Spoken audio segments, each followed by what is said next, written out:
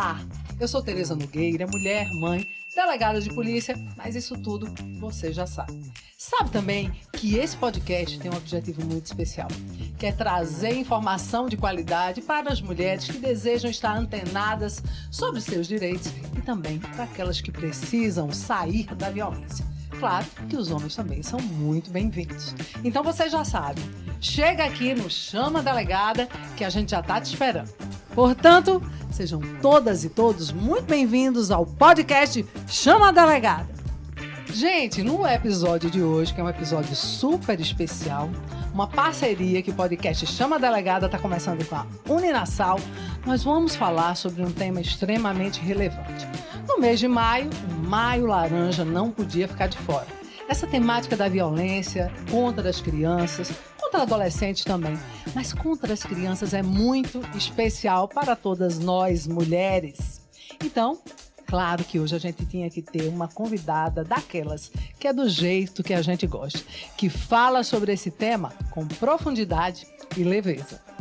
Nossa convidada é a professora Milena Trajano, doutoranda e mestre em Direito pela Unicap, professora de Direito Penal e Processo Penal, coordenadora da LAUCRIM, Liga Acadêmica Unificada de Criminologia, advogada e gestora de uma unidade socioeducativa da FUNASE, a mulher potente, viu, gente?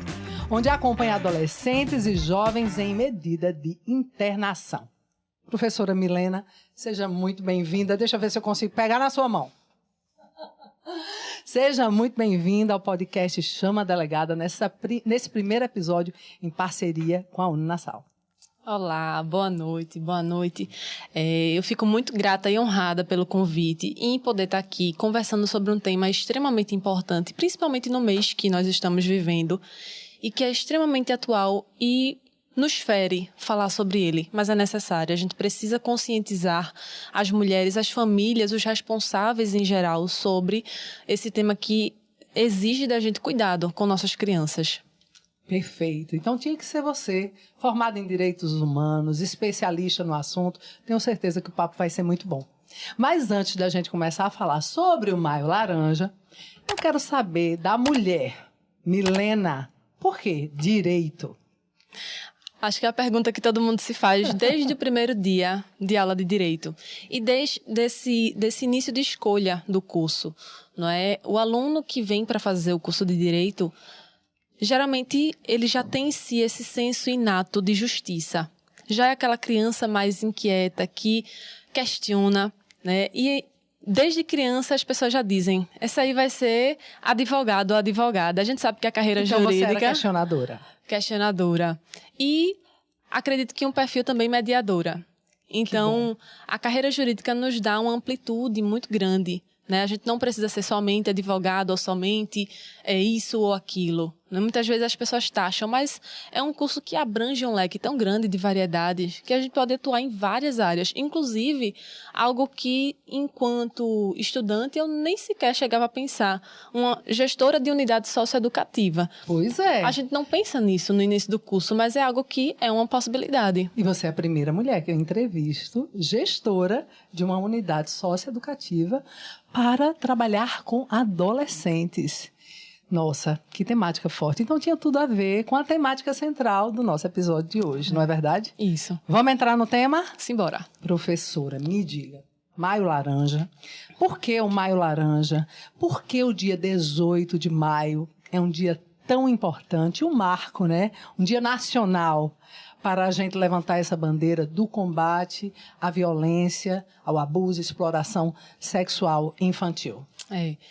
Talvez muita gente não saiba, não tenha esse conhecimento, mas nesse dia 18 de maio de 1973, uma menina de 8 anos do Espírito Santo foi raptada, foi drogada, abusada, carbonizada. E desde então, o mês de maio se tornou esse mês de conscientização pela campanha do Maio Laranja, justamente para chamar a atenção da sociedade para essa causa, que muitas vezes é invisibilizada ou até abafada. A gente sabe que as vítimas, até com receio de ser revitimizadas, escondem tem medo de falar sobre, as famílias também abafam, né? Principalmente pelas questões intrafamiliares. Então, é importante levantar essa bandeira de conscientizar a sociedade e justamente por isso que essa campanha é tão importante. E o caso Araceli foi um marco, né? Nacionalmente, eu acho que todo mundo parou para refletir um pouco mais sobre essa temática. Então, você é professora, eu já vou aproveitar a professora para a gente esclarecer um pouco mais algumas diferenças para esse público da gente, as mulheres. Afinal, professora, qual é a diferença de abuso sexual, exploração sexual infantil? Explica para a gente.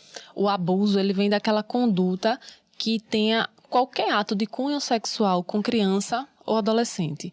Então, é a prática desse ato. Não precisa ser conjunção carnal. Qualquer ato considerado libidinoso com criança e com adolescente já se considera esse abuso. Enquanto a exploração seria aquele ato que, de alguma forma, visa esse lucro, né? Visa essa vantagem. Não precisa ser necessariamente uma vantagem patrimonial, mas obter alguma vantagem com a exploração sexual dessa criança ou desse adolescente. Na maioria das vezes, essa exploração é feita por um ente da família? Infelizmente, sim. As estatísticas nos mostram que, na maioria das vezes, esse abuso e até a exploração vem de um ente da família, uma pessoa próxima, ou parente, ou um amigo íntimo, alguém que tem um acesso facilitado a essa criança.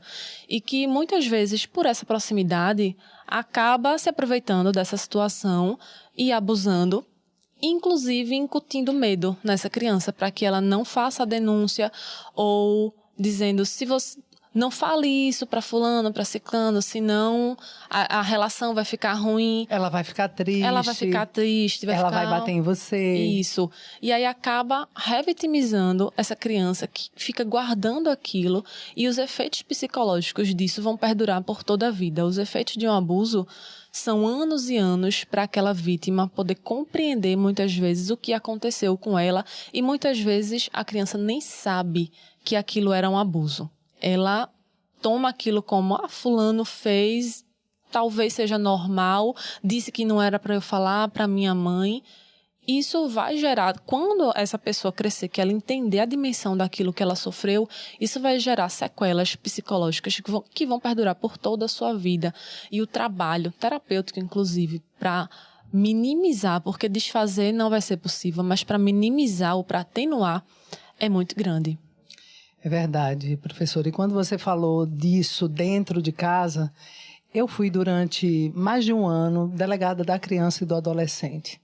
E era impressionante como as estatísticas eram gritantes com relação à violência ocorrida dentro de casa. Na sua percepção, o que fazer para proteger essas crianças que são abusadas num ambiente onde elas deveriam ser protegidas? Exato. É algo que nos corta o coração. Falar é um tema extremamente pesado. Porém, a gente precisa conscientizar essas famílias, né? Quando se nota um comportamento diferente nessa criança, uma criança que antes era mais altiva, era mais alegre, mais comunicativa, e de repente esse comportamento muda, essa criança fica mais retraída, né? Se percebe essa diminuição na interação, é necessário ficar atento a esses sinais, porque as pessoas costumam pensar muito em lesões nas partes íntimas. As lesões são aquele quando é mais visível, mas e quando não é?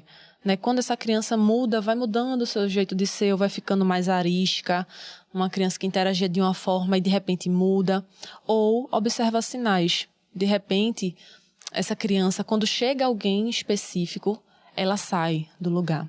Ela se retira do recinto, ela muda de assunto, ela fica estranha, arredia. Esses são os sinais que os cuidadores precisam ficar observando. Minha próxima pergunta era exatamente essa, sobre os sinais. Então, para a gente ser bem didáticas, vamos apontar os sinais? Você falou criança arredia, pode ser um sinal. Isso. O que mais?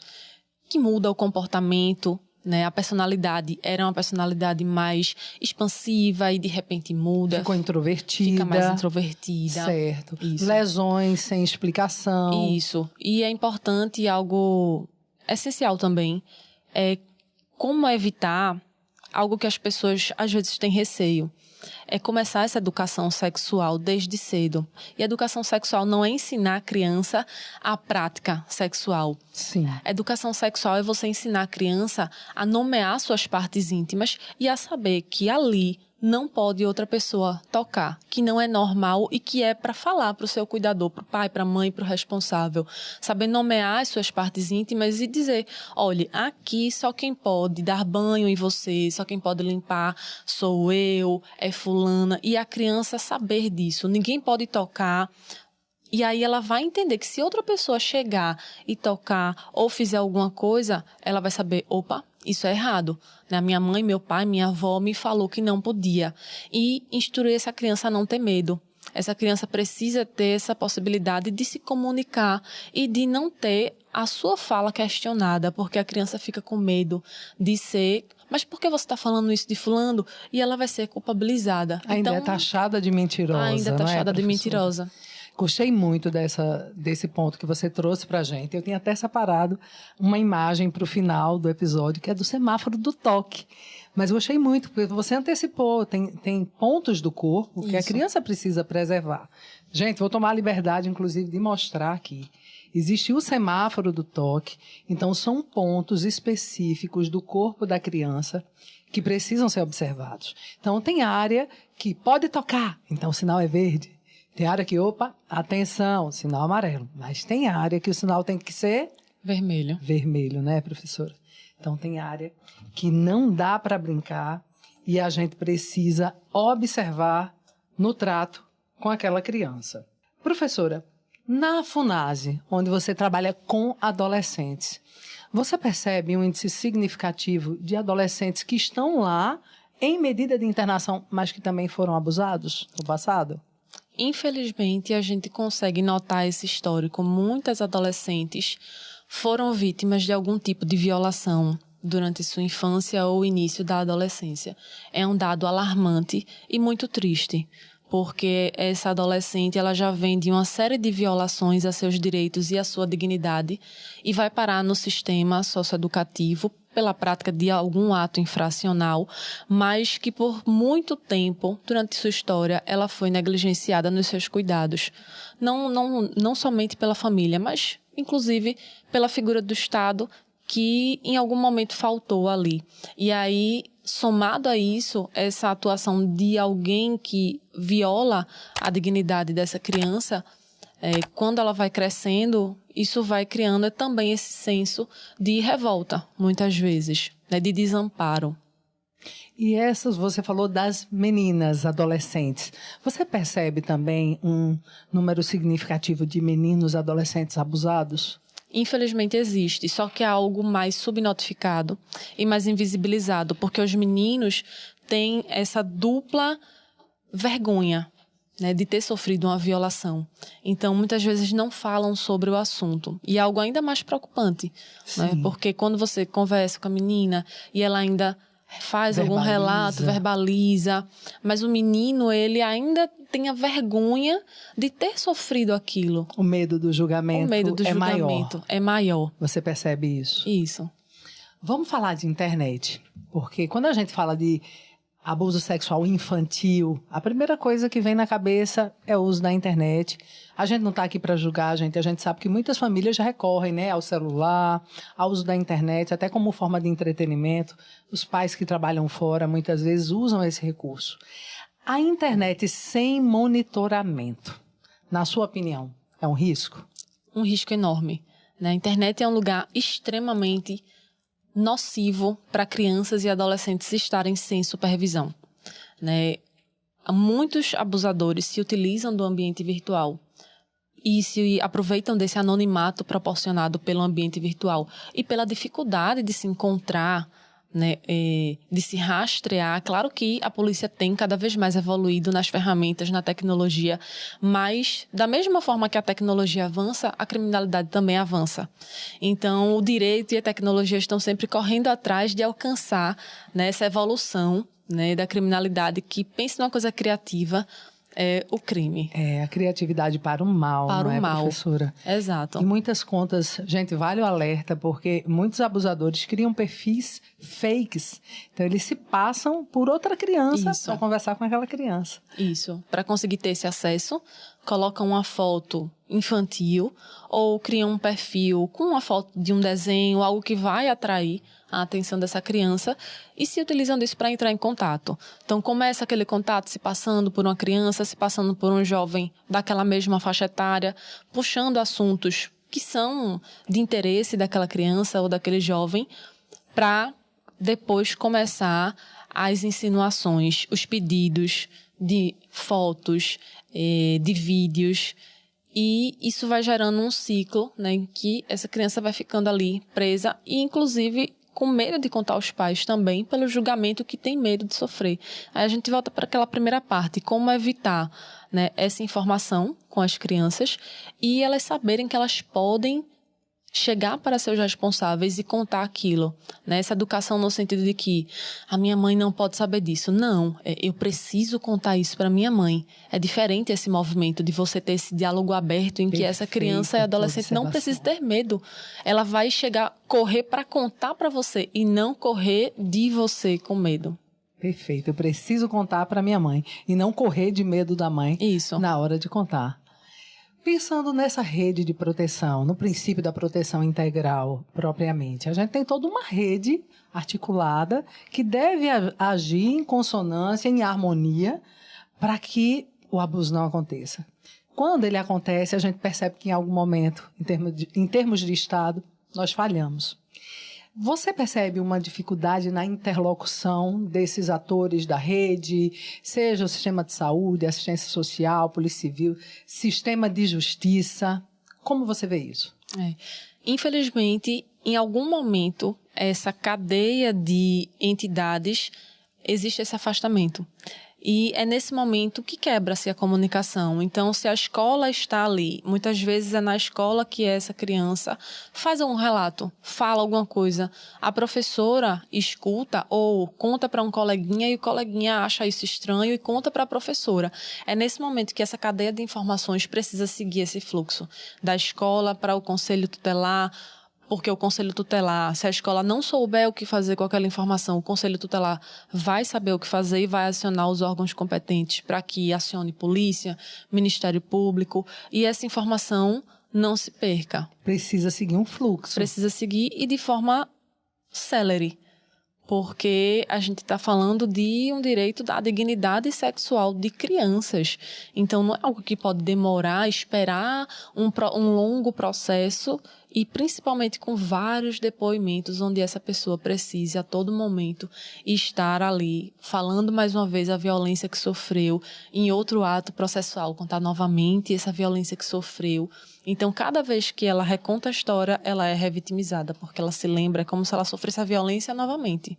Inclusive, hoje a gente tem a lei da escuta especializada com esse objetivo que a professora trouxe, justamente não revitimizar essa criança, proporcionando a ela sucessivos relatos de um momento de violência que, na verdade, a gente não é que ela vai esquecer, mas a gente precisa que ela fale daquilo uma vez e que depois aquilo vá aos poucos saindo de alguma forma do seu campo mental para que a saúde mental não seja comprometida. Isso. Não é, professora? Na sua experiência como gestora da FUNASE, qual o percentual, na sua experiência aqui na cidade do Recife, médio que você percebe de meninas infratoras? É grande? Não, comparado com o masculino, eu diria que é bem menor. A gente tem uma proporção bem menor de meninas praticando atos infracionais, né, em conflito com a lei. É uma proporção bem menor do que a masculina. Você diria o quê? 30, 70, 20, 80? Se você fosse chutar, na sua experiência aqui no Recife. Chutaria 20. 20, 80. Muito menor. É muito menor. Quais as vulnerabilidades, pensando nas meninas infratoras, as vulnerabilidades sociais e familiares que você percebe e que de alguma forma podem ser uma porta de entrada para que elas venham a entrar em conflito com a lei? A questão da falta de políticas públicas específicas para lazer, aquele lazer de qualidade, né? Um lazer atrativo para essas adolescentes. A atratividade da escola também. A escola é algo que é um direito, mas também é uma obrigação, né? Mas como fazer essa escola ser atrativa e chamar essas jovens para a escola? Porque se a escola não é atrativa, tem muita coisa atrativa no mundão.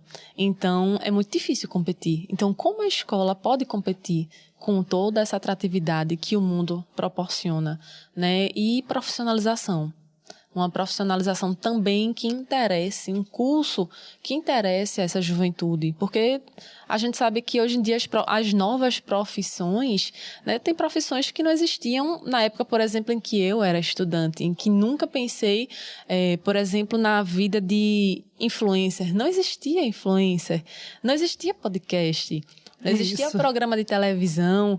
Então, são novas carreiras. Sim. E é isso que atrai a juventude.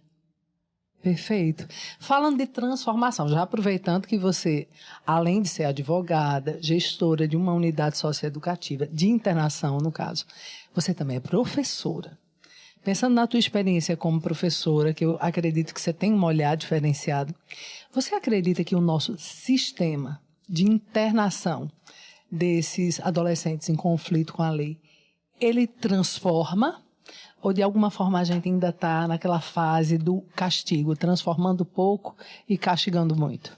Olha, eu falo com muito orgulho de que a gente está numa fase em que esse castigo ele vem sendo superado e a vertente pedagógica vem predominando. Que bom. Então, um foco nessa escolarização, na profissionalização e no respeito à dignidade dessas e desses jovens.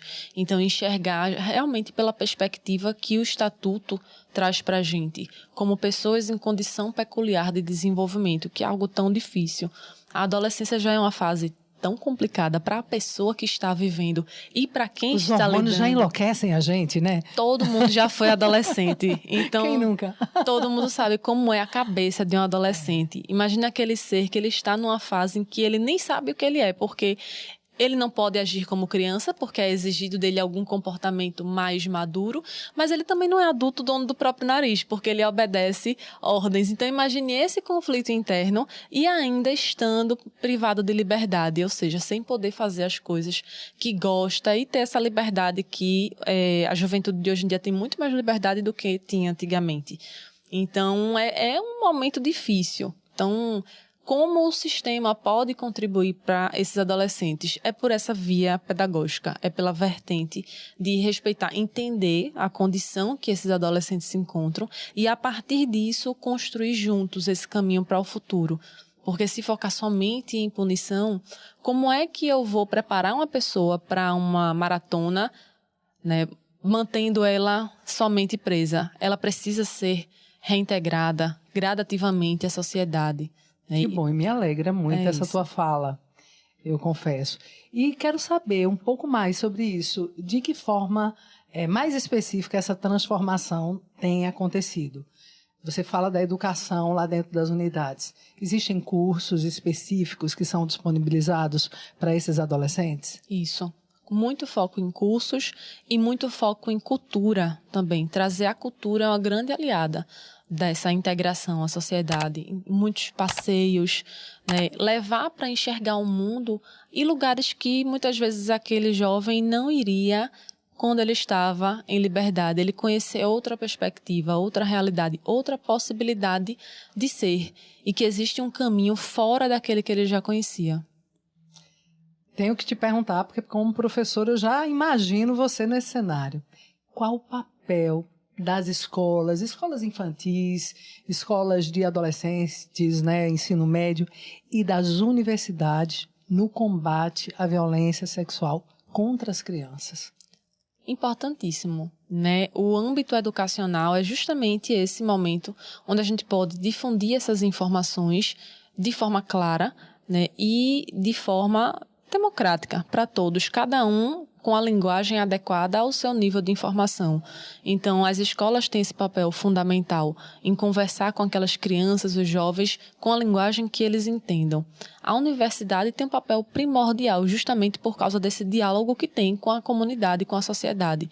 Então, levantar esse tema como está sendo feito aqui nessa parceria incrível é disseminar conhecimento de qualidade. Eu sempre falo aos meus alunos, quando os alunos perguntam, posso estudar pelo YouTube?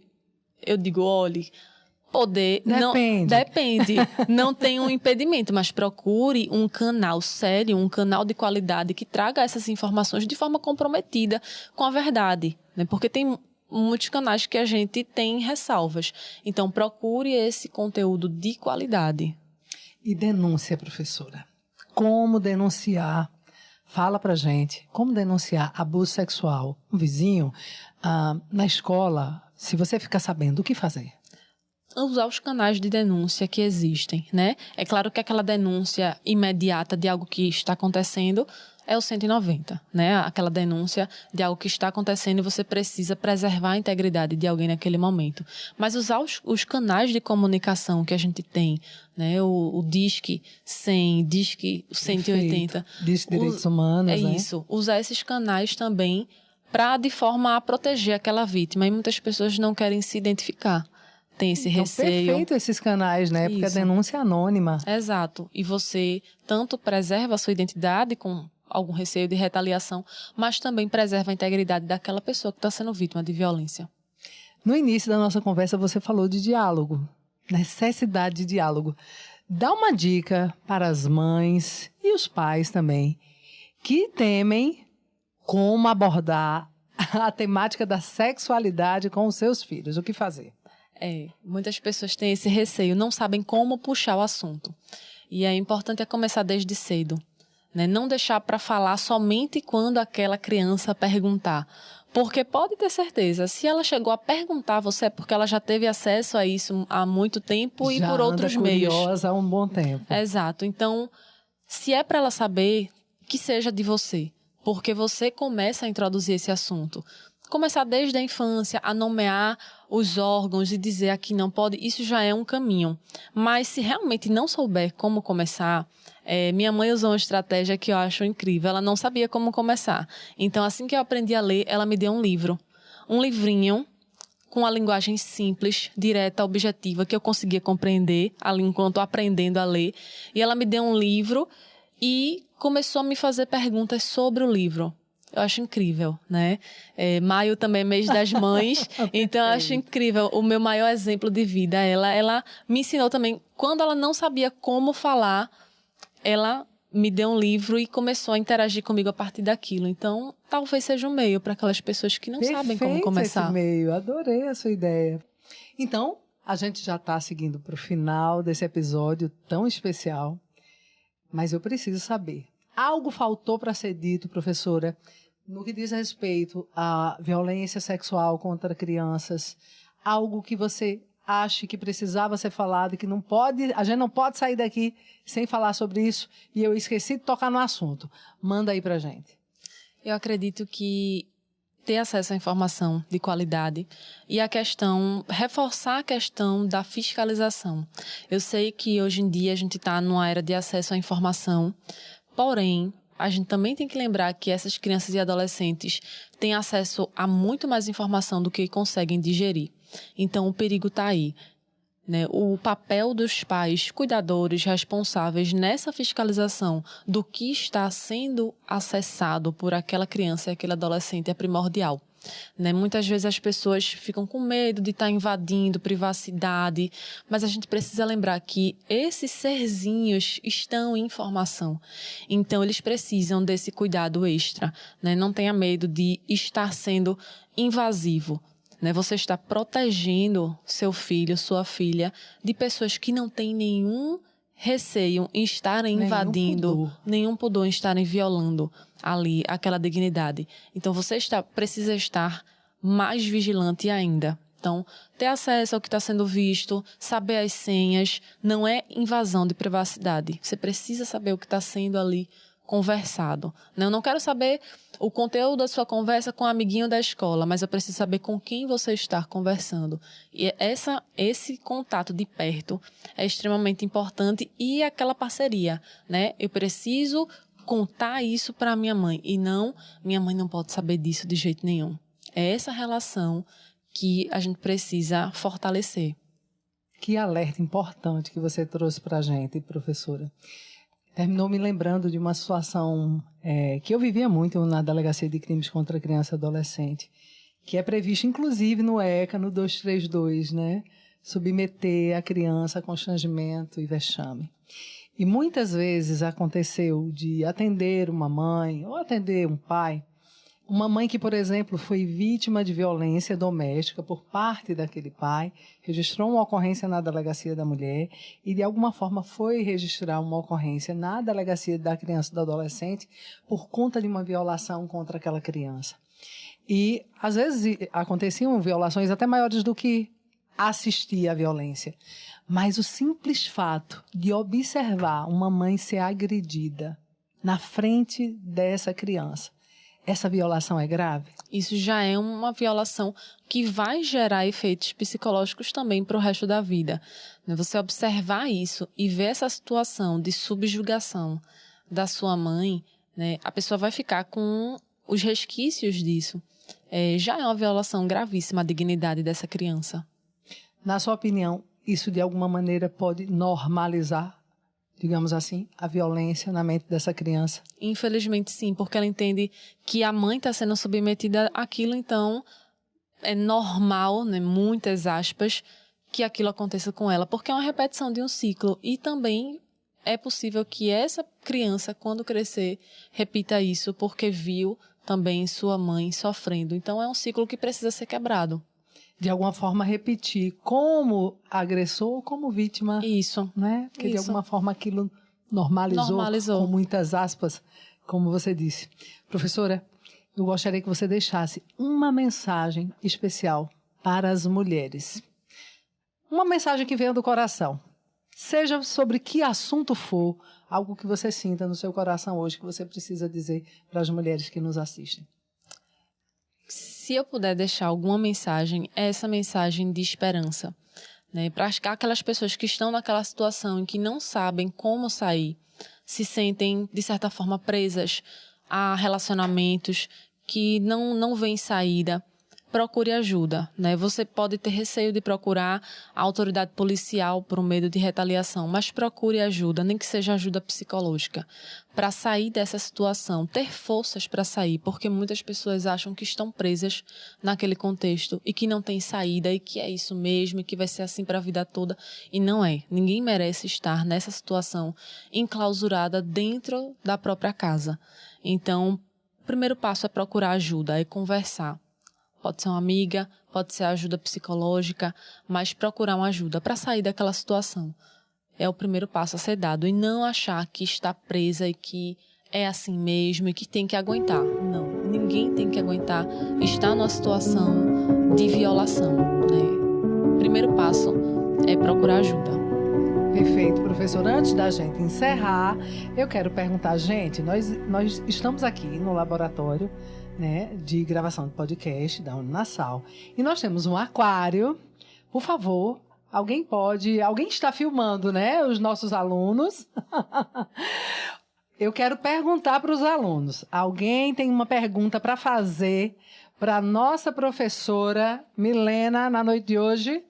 Vamos lá, minha gente. Olha aqui. Rian tem uma pergunta para fazer para a nossa professora Milena. Vem para cá, Rian. Faz essa pergunta aqui, cara a cara, para a nossa professora maravilhosa, Milena Trajano. Boa noite. Não. Primeiro, você vai se apresentar, né, Rian? Vai dizer, você é estudante de que área? Seja bem-vinda aqui ao podcast Chama a Delegada, nessa parceria.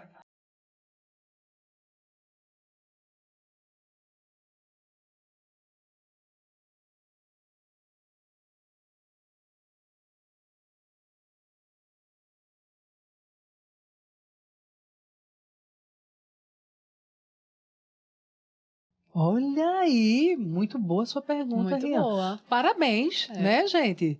Primeiro período de Direito, com toda essa desenvoltura, arrasou. Isso. E com todo o interesse. E aí, professora? Especificamente na FUNASE, você manda um e-mail, né? O e-mail está disponível na internet, tem um siglário disponível. Você demonstra o seu interesse, diz que tem interesse acadêmico em fazer pesquisa, e aí o caminho vai ser dado a você, porque aí vai ter que ser dada uma autorização, uma carta de anuência para você entrar. Você vai dizer qual unidade você tem interesse em visitar, né, se identificar, e aí o caminho vai ser aberto. Mas aí você precisa mandar esse e-mail, que é uma via formal, né, para se identificar. Ou também tem a possibilidade de você fazer a seleção da Laucrim. Olha! Porque a Laucrim é uma liga extremamente atuante, né? A gente tem a nossa presidente, Gabriele. E no próximo episódio a gente vai falar sobre a Laucrim, viu? Mas já gostei que a professora introduziu e preparou o assunto pra gente. E a Laucrim tem também essa possibilidade de fazer essa ponte e fazer visitas em estabelecimentos penitenciários. Então, o pessoal já visitou uma penitenciária também em Itamaracá. E também tem essa porta. Então, no sistema socioeducativo, essa via pelo e-mail, mas a Laucrim também consegue promover essas visitas técnicas para os integrantes da Liga. Então, acho que vale a pena. Você está no primeiro período, vai abrir seleção para a Laucrim, Gabi vai falar daqui a pouco mais sobre a Laucrim. Então, acho que vale super a pena. Professora, quero agradecer, em nome do podcast Chama Delegada, a sua presença aqui. Suas contribuições, com certeza, acrescentaram muito na vida de mulheres e de homens também que nos seguem. Eu que agradeço pelo convite, né? Me sinto honrada em estar falando aqui para essas pessoas que estão aqui presentes e para todas as outras que a gente não consegue ver, mas que estão vendo e ouvindo a gente.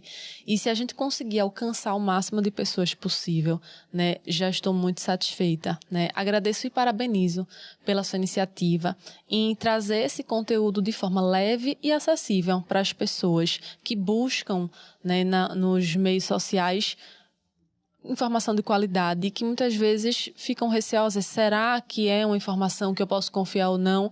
Veja, não tem como essa informação não ser confiável vindo da delegada. Então, você pode confiar, né? Dúvida, chama a delegada. Chama a delegada, minha gente! Obrigada de coração por sua presença. A sua presença engrandeceu minha vida e tenho certeza que vai engrandecer a vida de outras pessoas e inspirar pessoas, de repente, a fazer direito também, né? A gente já teve até Rian aqui inspirando outras pessoas a fazerem direito. Gente, todo mundo que está aí no aquário, muito obrigada pela presença, os alunos aqui da Nassau, vocês fizeram a diferença. E já sabem, no próximo episódio vai ter pergunta surpresa de novo, então se preparem, hein? Já vai pensando. Pois é. A você, ouvinte, muito obrigada pela companhia. E aí, gostou do nosso episódio de hoje? As informações compartilhadas aqui fizeram diferença? Somaram? Geraram curiosidade? Mudaram de alguma forma a sua maneira de pensar? Pois é, se isso aconteceu, você já sabe. Se inscreve no canal, curte, compartilha com todo mundo. Antes de finalizar o nosso episódio, eu preciso fazer um agradecimento mais que especial à Uninassal Graças Recife. Particularmente à nossa reitora, Nilzete Teixeira, por abrir esse espaço tão especial para o Chama Delegada. E aos coordenadores, Arnaldo Maranhão e Anderson Leão. Muito obrigada a todos vocês por abrirem esse espaço tão especial para o podcast Chama a Delegada, ter a oportunidade de ter um diálogo direto com os professores da universidade e também com o corpo de alunos. E agora você já sabe, né? Te espero aqui no Chama a Delegada. Um cheiro no seu coração e até o nosso próximo episódio.